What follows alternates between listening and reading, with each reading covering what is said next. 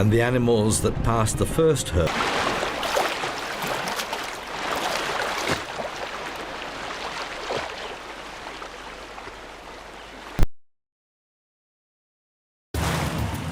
the show, a breathtaking drama.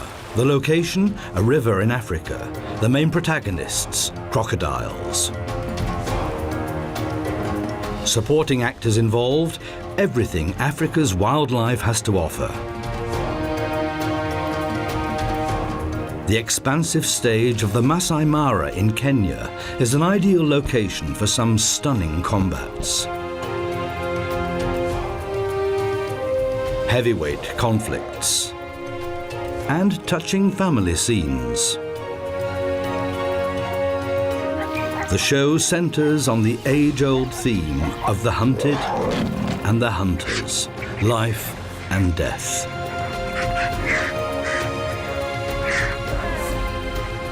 But none of the other protagonists can match this one, the killer that comes out of the water.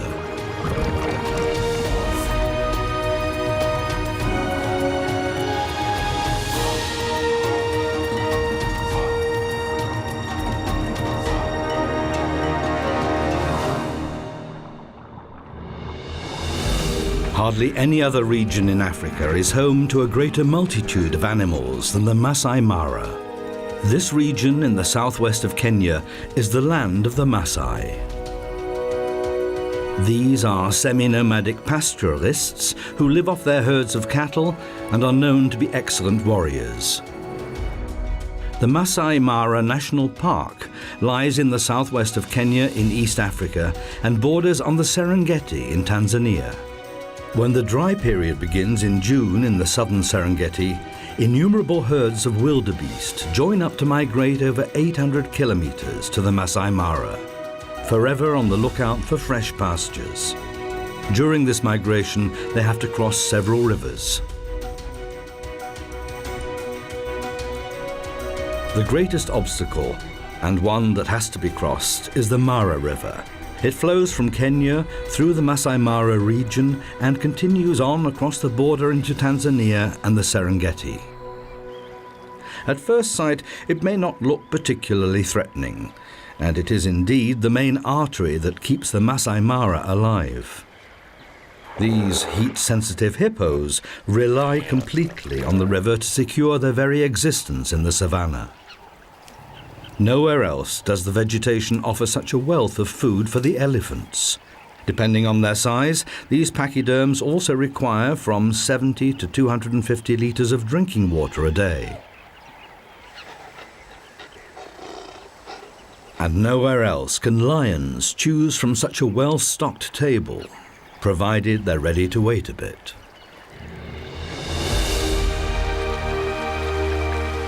The Mara River is the only river in this region that carries water all year round. Only here can the yellow-billed stork trawl the bottom of the river shallows for an endless supply of fish. Only here can the heavy-hoofed animals of the Masai Mara find drinking water in plenty. The banks are often crowded with wildlife for that very reason. That slip could have ended in tragedy. Because for many animals, the Mara River that meanders for nearly 400 kilometers through the savannah is the most hazardous river in the whole of Africa. Because of these fellows. Crocodiles spend the majority of their lives just lying around in their armored skins, doing nothing. As cold-blooded animals, they can only regulate their body temperature through their own activities. They have to enjoy extensive sunbathing sessions to enable them to carry out their sorties underwater. The webs between their toes on the rear feet, their tail that makes up around half of their 6-meter length, is what drives them. But it can only work if the animal's operating temperature has been reached. If it falls below 30 degrees, the reptile will return to land to warm up. Half submerged, half above the waterline is a popular position. That way one can keep warm and look as harmless as a large piece of wood. but can mutate into an underwater torpedo in an instant. At the moment, though, there is little prey to go for, so a more leisurely pace is perfectly acceptable. Walking along the riverbed uses less energy than those powerful flicks of the tail.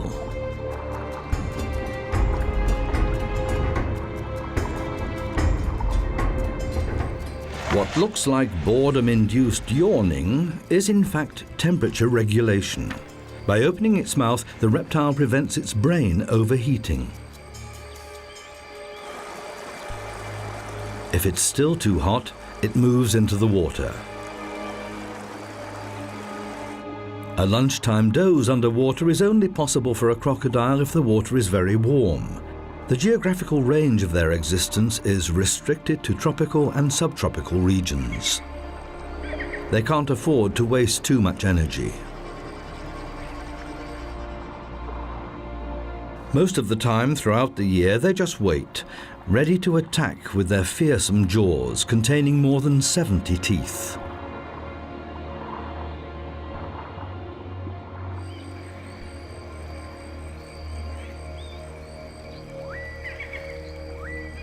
Crocodiles share their habitat with hippos. In the Masai Mara, there are especially large numbers of hippos. These socially orientated animals form small herds of up to 30 individuals. Underwater, these heavyweights even look elegant thanks to the buoyancy effect of the water. Rather than actually swimming, they tend to walk underwater. They spend most of the day in the water because their sensitive skin would crack in the intense summer heat. They can stay underwater for up to 5 minutes before they have to come up again for air.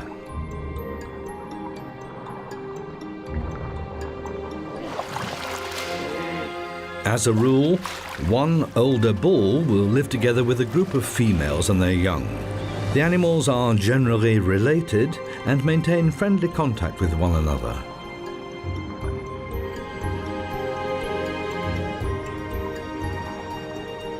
As long as there is sufficient water in the river, there are no grounds for rivalry.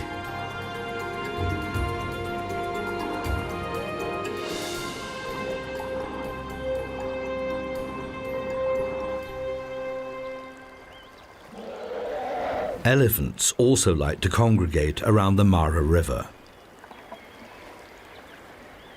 The smaller ones are best off keeping close to the adults.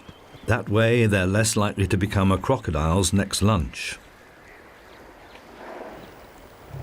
Elephants are among the most socially orientated animals in the world. This little elephant has not yet learned how to use its trunk to drink with.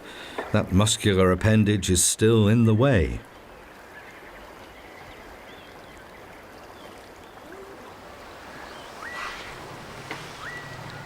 It takes a while for baby elephants to learn what useful tools their trunks are.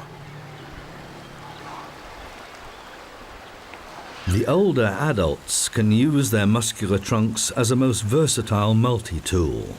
During meal times, it fulfills both the grab and the cutlery functions. This little one can't start learning a moment too soon, even if it is kept fed by its mother's milk for many months.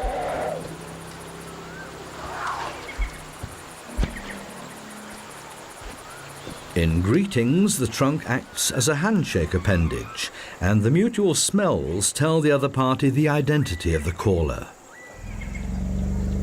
And if it's not quite long enough to scratch with, one can always use a termite hill.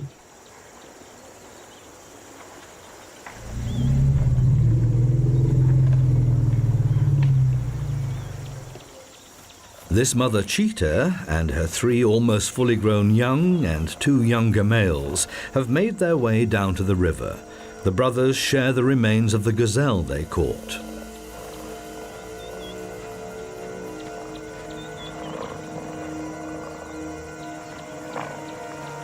But the female cheetah also has to get some fresh food in for the family. The youngsters follow her hopefully.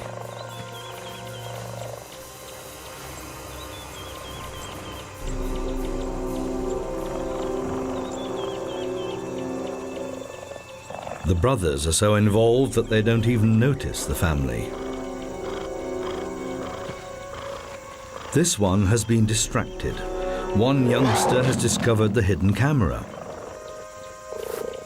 But the mother has her sights on something else. What is that thing that neither runs away nor attacks?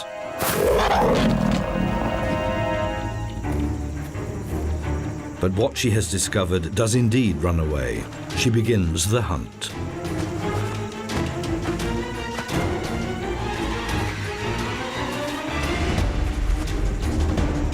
A hare can accelerate up to 70 kilometers an hour, but the cheetah is even faster. This big cat can even reach speeds of 100 kilometers an hour over short distances.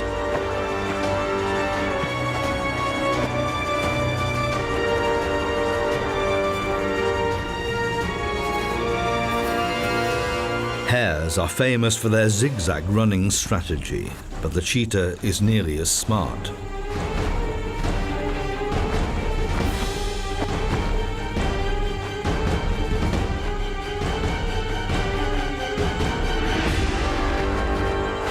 The big cat's strategy is to cause the prey to trip up with a carefully aimed hit of the paw.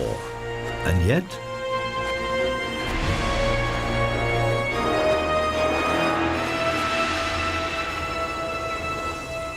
despite that particular failure, no other predator has such a high success rate as the cheetah. Half of its hunting sorties result in a catch. After hunting, the mother needs a long break to protect herself against overheating. The brothers also need time to recover. Full stomachs make one feel sleepy. It's not only the main stretch of the Mara River that is attractive to animals. Its stagnant oxbows are a haven for thriving aquatic vegetation, which has a regular supply of fertilizer thanks to the hippos. The ibises make use of the heavyweight creatures as platforms in their search for insects, some of which they find on the hippos' heads.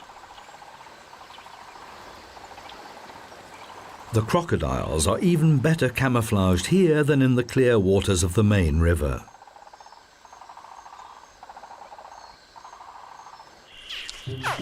Out on an inaccessible sand spit, the next generation is making its first moves. The female will have laid the eggs here 3 months ago in a nest made of sand and vegetation residues.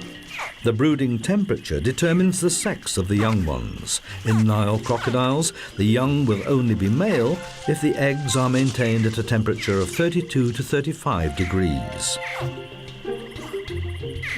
Above or below that temperature range, the young will be female. The calls they produce while still inside the eggs appear to stimulate the brood. They all hatch at the same time. Hardly have they left their nest when they are approached by a cavernous mouth.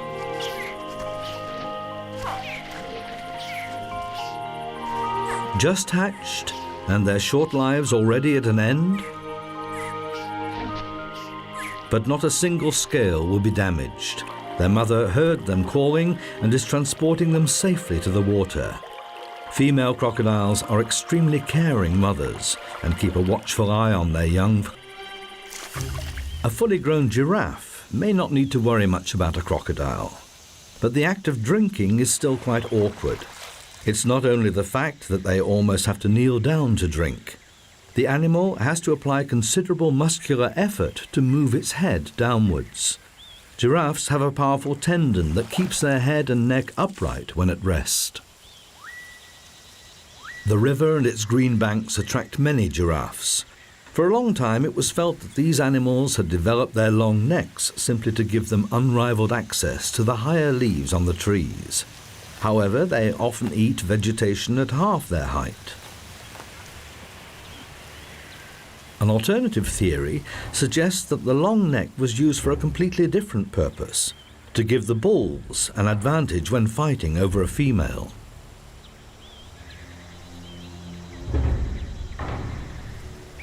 These two young bulls are merely practicing. They're gauging their strikes very carefully.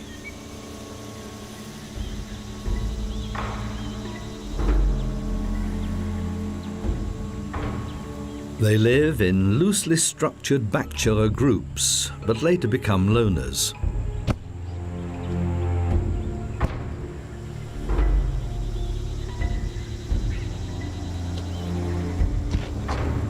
If they then meet a rival during the mating period, there will be no consideration for the other. They will then apply full power to their strikes, and their rudimentary horns or ossicones become dangerous weapons. The objective is to knock one's opponent off its feet. Many contests of this kind have left the loser dead. These two are not in any way intending to injure each other, let alone kill. But practice makes perfect. Afternoon in the Masai Mara. Not quite the ideal hunting time for the lions. This group of banded mongooses is quite safe to pass by. These diurnal animals go hunting as a group. The leader of the pack is one of the older females. Still time for a little nap before work starts in earnest in a couple of hours.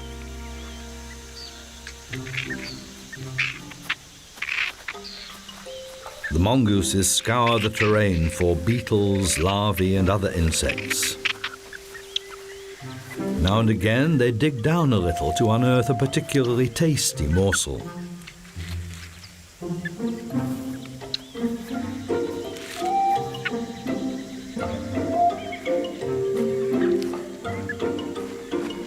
Even if they go out as a group, each mongoose searches for itself. Occasionally, a mother and her young will dig together, but normally mongooses hunt individually for food.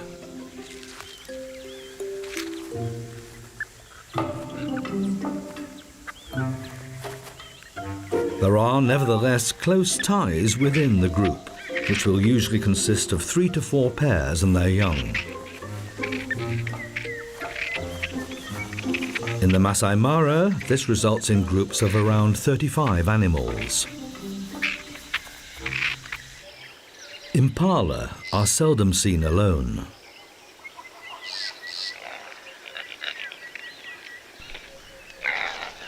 This very young male is still allowed to be in the herd. The female is presumably its mother. Otherwise, these herds consist of females and a few of the older males who will fight each other for mating rights during the mating period.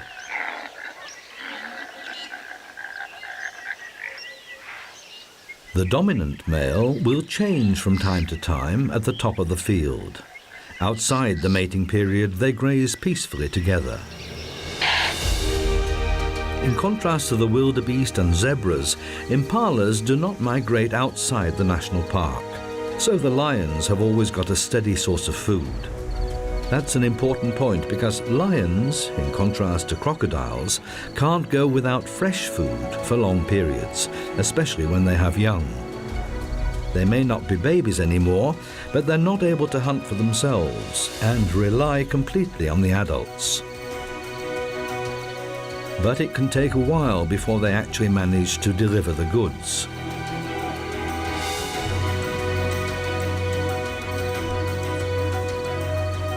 Lions are the only big cats that form a pride and maintain close social contacts. By contrast, the hippopotamus morphs every evening from socially orientated family member to lone individual, each grazing on its own.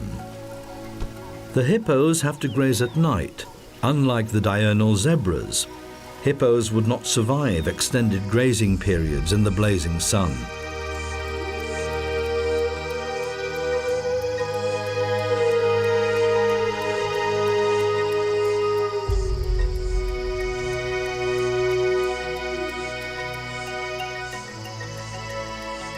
The king of the savannah still does not appear to be in a hunting mood. But soon he will set off on that errand.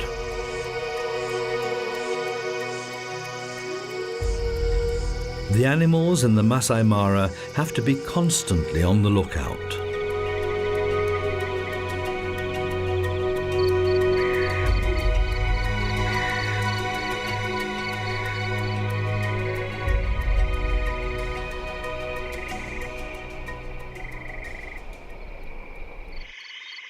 The fact that hippos have skin that is so sensitive to the sun, making them nocturnal grazers, may be linked to their ancestors. They're related to whales. These massive creatures need not fear the dark. They have no predators. And anyway, the buffalo is busy with something else.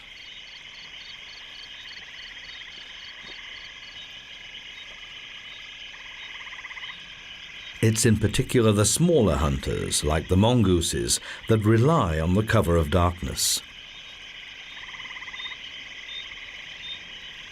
The hippo has to devour at least 40 kilograms of vegetation every night, which only accounts for 1 to 1.5% of its body weight.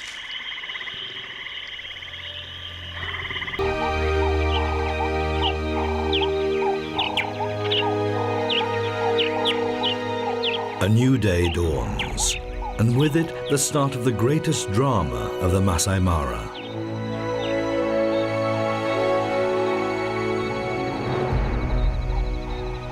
The first wildebeest reached the river region.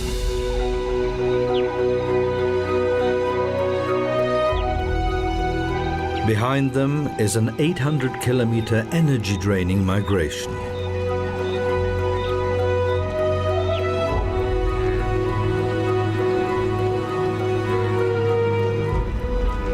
It's far greener here than in the overgrazed Serengeti.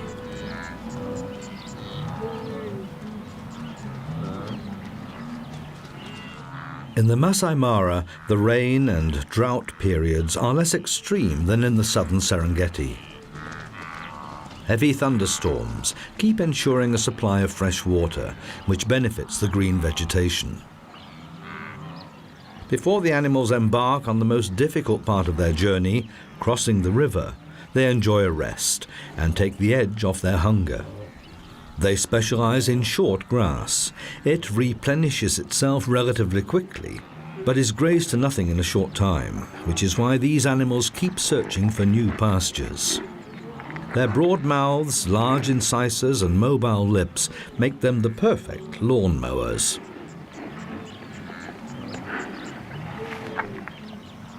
For some, though, the luscious green came too late, and it doesn't take long before they're discovered. For the vultures, wildebeest that die of exhaustion are a feast.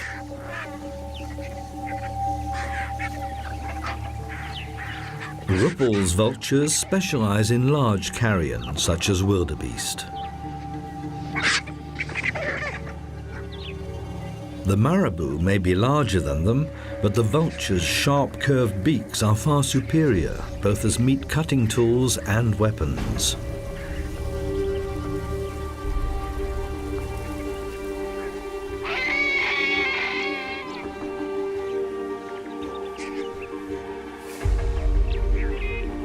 These feathered scavengers do not like sharing. Some are so involved in infighting they forget to eat.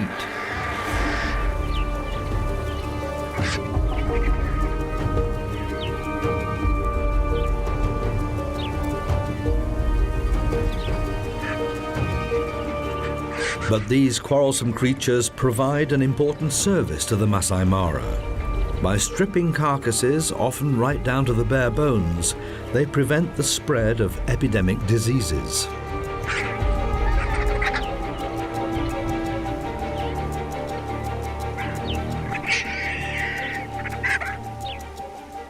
When they're not fighting, Ruppel's vultures can devour as much as a fifth of their own body weight in one sitting. That can be 1 to 2 kilograms. Having eaten their fill, they find taking off a bit cumbersome.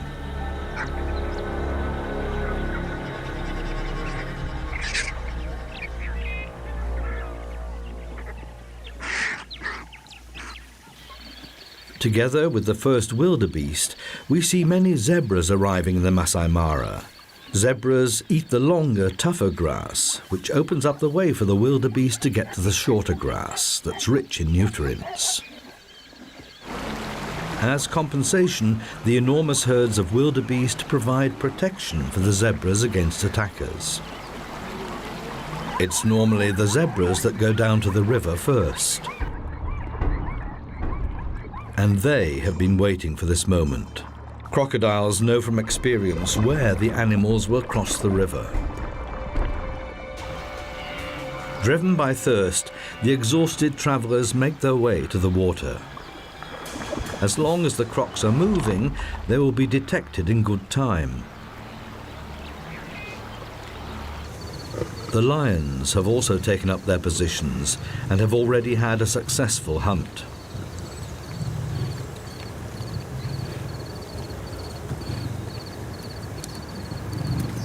But it's not enough for the full pride.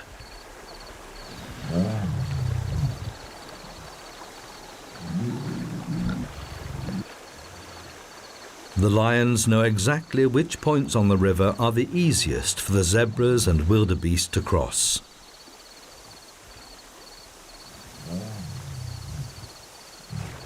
While some of the lionesses keep a watchful eye on the young, others are closely watching out for the arrivals by the river.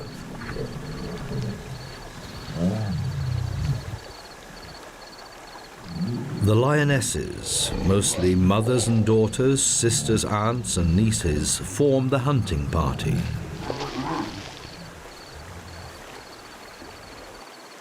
Crocodiles may not be quite as social, but later they will need each other as well.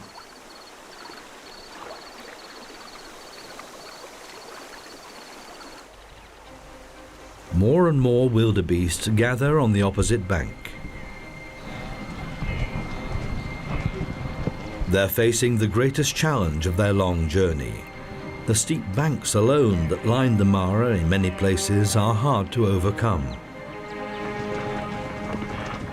But the wildebeest have no choice.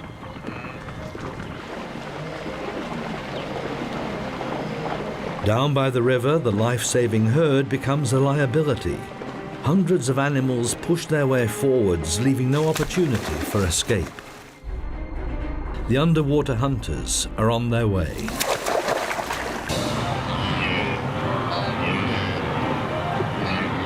There is simply no end to this sumptuous meal. The wildebeest are well aware of the dangers, but they have to get through.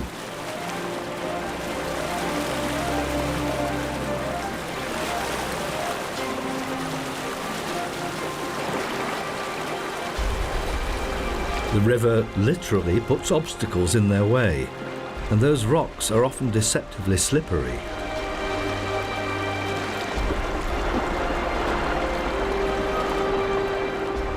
Once the first animals have dared to enter the water, there's nowhere to go but forward. The crocodiles try to attack the open flank. Now the wildebeest have to run the gauntlet. They have managed to reach the safety of the bank.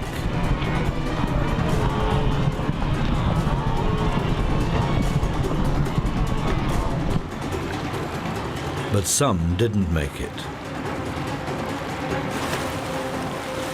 The wildebeest summon their last reserves of strength. Their ability to leap is their only chance. The safety of the individual lies in the sheer mass of the herd.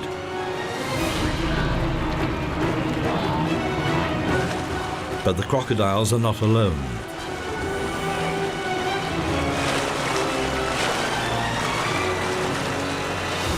Once one of them has grabbed a wildebeest, it attempts to drag it underwater. The other crocodiles will help.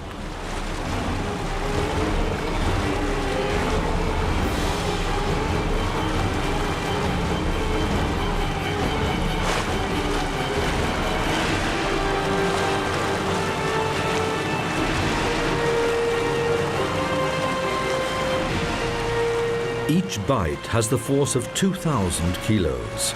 Crocodiles are merciless opponents.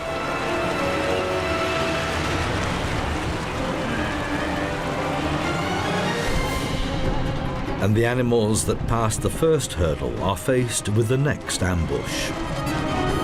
The lion attempts to immobilize the wildebeest by biting into its throat.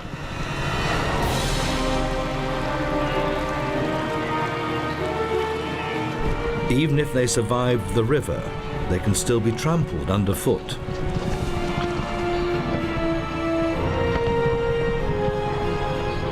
The youngest wildebeest, born only a few months before in the Serengeti, are experiencing this terrifying migration for the first time. They need to get back up to strength. But the trek must go on. Driven on by the stressful experience, the animals quickly take control of their new terrain.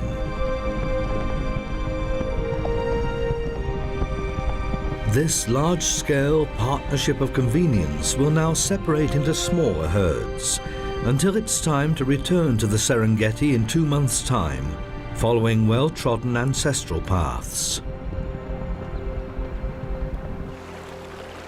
The Battle of the Mara is over for the time being, and the vultures will finish what the crocodiles could not.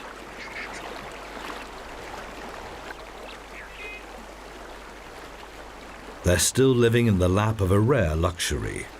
Even if a crocodile didn't manage to kill its own wildebeest, there are plenty of fallen and drowned animals floating right past their noses. After a few days, the carcasses are easier for the crocodiles to tear apart than freshly killed ones. Despite their armory of teeth, crocodiles can't bite off bits of their prey. They have to rip them to pieces by shaking them from side to side. Even though they cooperated in the hunt, they do not like sharing.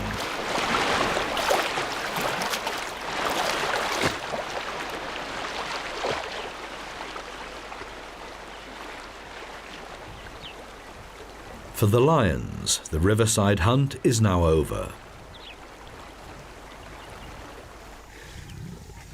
But the pride had a successful hunting trip. There's plenty for everyone, and even the chance for the youngsters to practice dismembering the kill.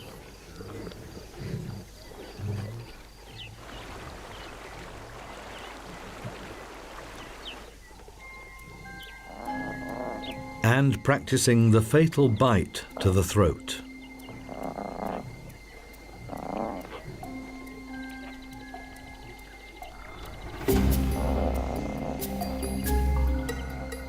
For the youngest, it's all just a game.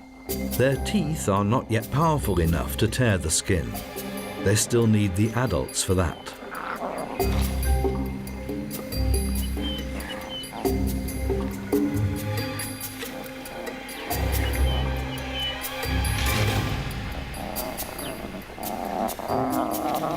A full stomach feels good. Both the adults and their young feel playful.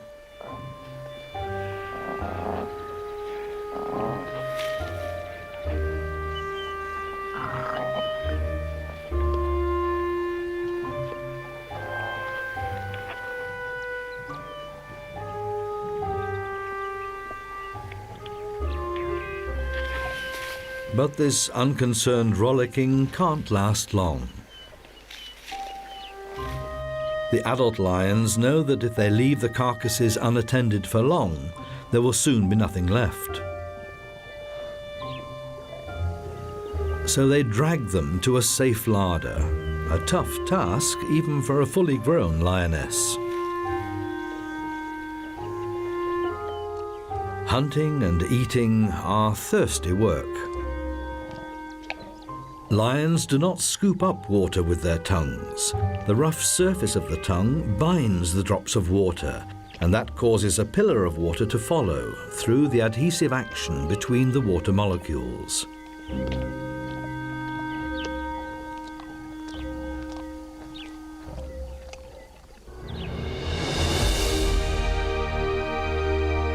The surface area of the Masai Mara is a mere tenth of the size of the Serengeti.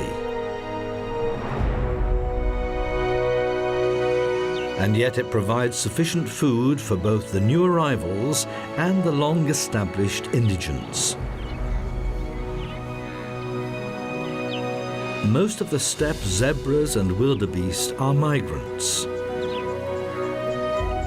These common cesabe live here permanently. The males like to stand on raised hummocks to keep an eye on their territory and their females. Since both sexes look very similar, the females often copy this behavior to confuse male intruders.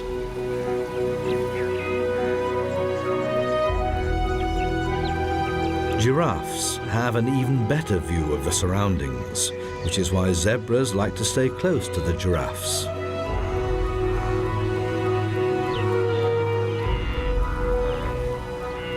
In the searing midday heat, every unnecessary movement is avoided. Even the jackal can't summon the energy to hunt.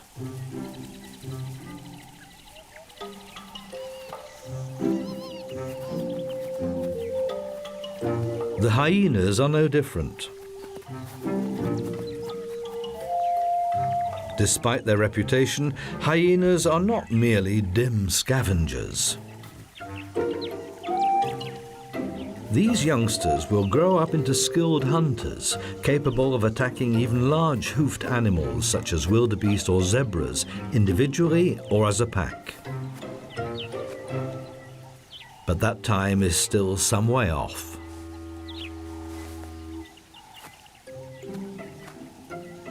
Mother hyenas suckle their young for a year, longer than most other hunters.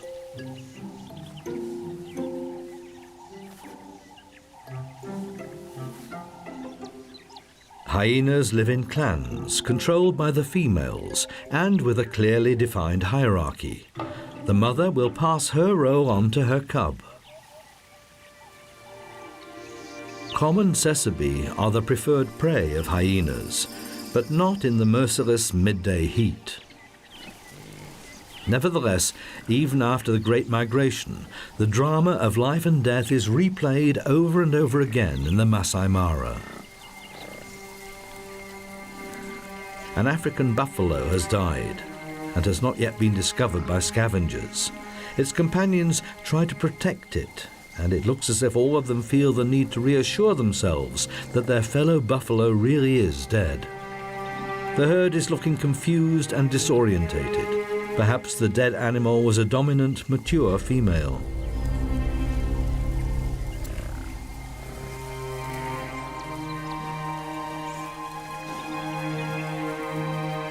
Related cows form a group with a very strict hierarchy. If a high-ranking animal dies, the herd first has to reorganize itself. The saddle-billed stork is also a carrion eater, but has to wait until others have ripped open the carcass. The young tawny eagle is much better equipped.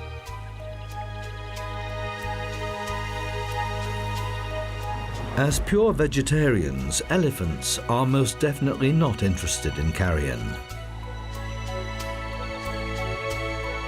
In contrast to popular belief, however, they do not only eat leaves. In the savannah, they eat almost exclusively grass, and lots of it.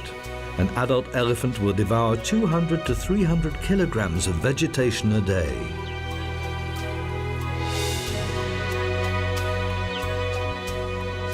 They eat for as much as 17 hours a day, but this does not stop them having a little tiff.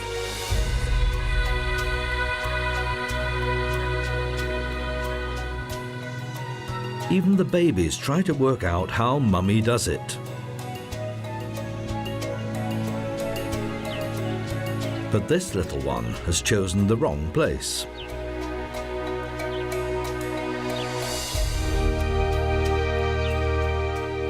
Despite gorging themselves in this way, the adolescents need a long time before they're fully grown. Not until they are 20 years old are the bulls in a position to take on other competitors. The herd is not alone.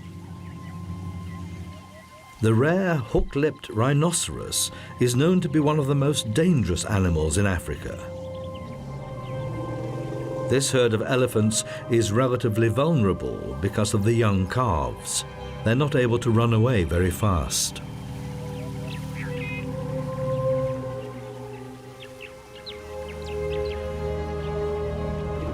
The aggressive rhinoceros bull considers the elephants to be a threat. But the lead cow wastes no time and is ready to protect her herd.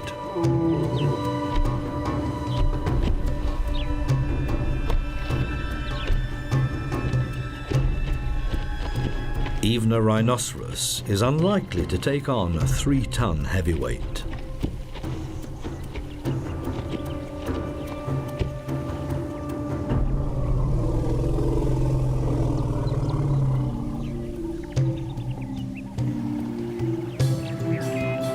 The herd relaxes again.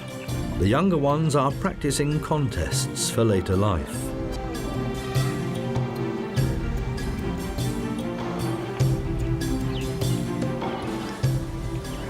But they're back in someone's sights again. The cows remain unperturbed. The young are safe as long as they are close.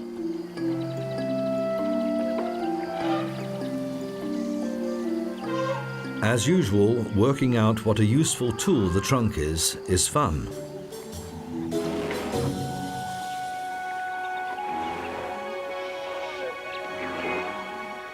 However peaceful the scene may appear to be, the elephants face an uncertain future.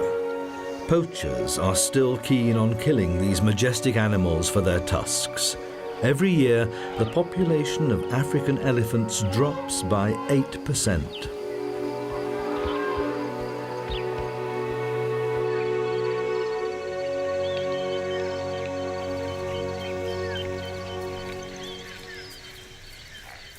Close to the Mara River, there are many smaller woodland areas, and the impalas love to retreat to these places.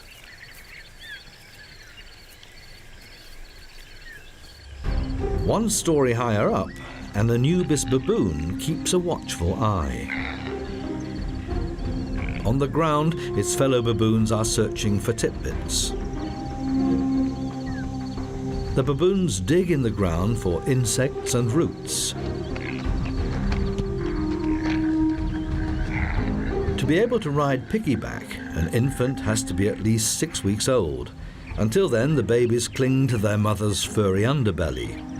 And once they are a year old, they have to fend for themselves.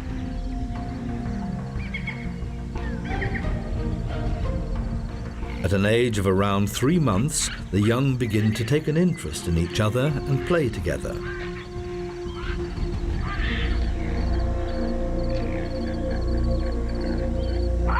The watchman issues a warning.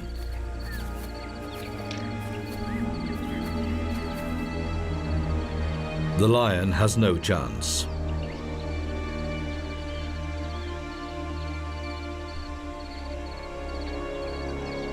The strong males hold their posts until the danger has passed, ready at a moment's notice to attack if their harem is jeopardized. He is a far more dangerous risk for the baboons. Leopards attack from an ambush. The martial eagle has already found its prey.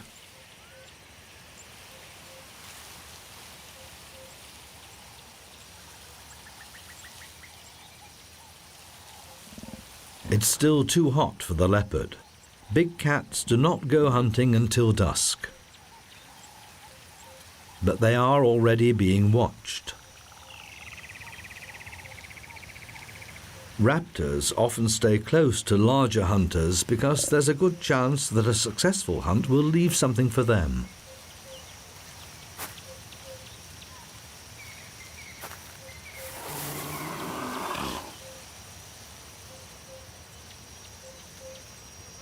but it's looking as if they will have to wait a bit.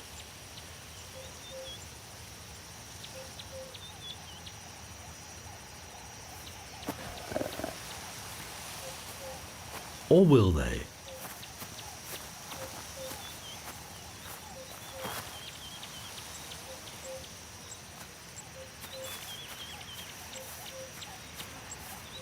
No, this leopard has a rather different aim. He uses a secretion from an anal gland to mark out his territory. The powerful smell is a clear warning to rivals. Keep your distance. The black-backed jackals did not want to wait any longer. But they're having a tough time keeping those annoying vultures at bay.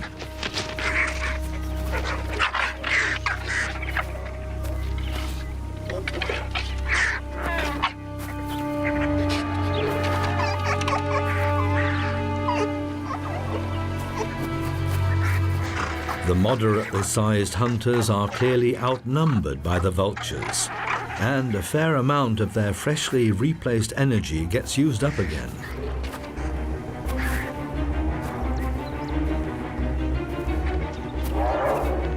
Even a successful hunt in the Masai Mara does not mean that the spoils are all one's own. Frequently, the jackals will have to relinquish their hard-won carcass to larger hunters like lions and hyenas. Jackals, leopards, lions, cheetahs, they all make sure that the life and death drama here is a continuous daily cycle. Each of them has its own way to play the game, and each produces a slightly different, often unexpected result.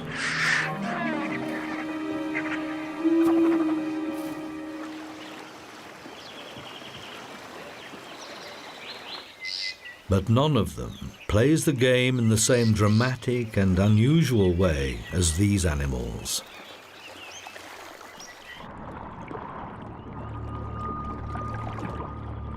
They're waiting for the day when, once again, they play the leading role in the greatest drama of the Masai Mara.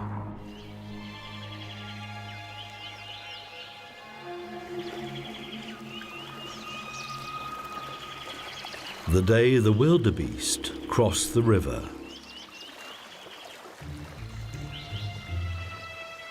Until that day, there will always be more modest roles to play.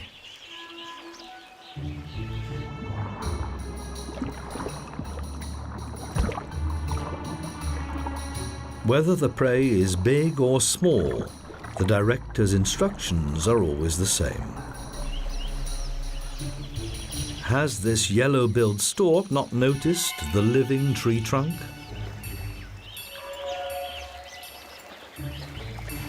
Or is that tree trunk still full up from its last wildebeest supper?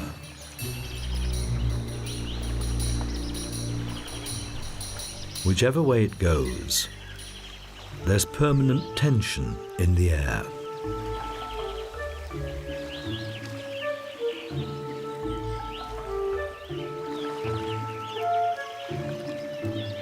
And whatever happens,